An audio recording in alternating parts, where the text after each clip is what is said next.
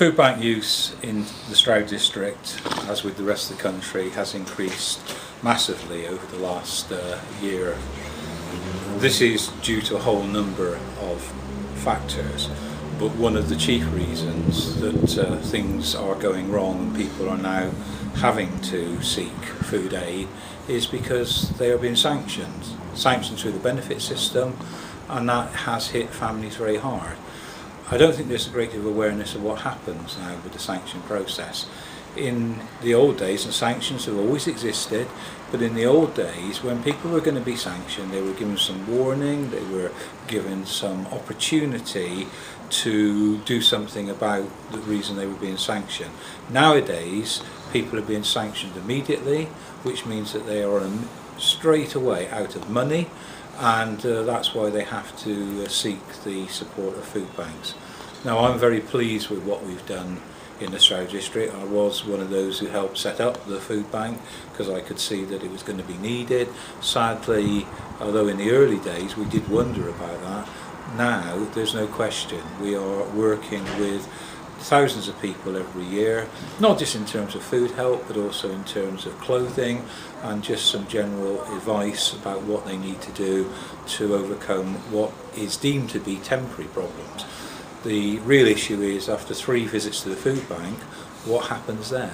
Because for many people, they are in debt, they've lost their work, they may have a relationship breakdown, and we've got to be able to fix those problems. I'm also a trustee at the Mara Trust, which looks after people who are in the main street homeless, not necessarily out on the streets, but they need a meal at midday because they are suffering because of the problems that they face.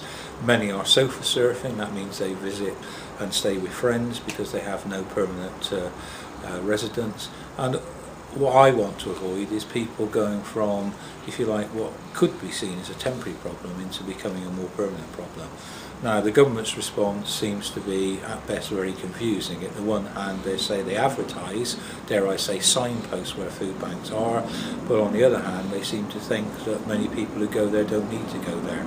I thought the comments of Edwina Curry are absolutely ridiculous and demeaning, and I would only wish that she would withdraw them.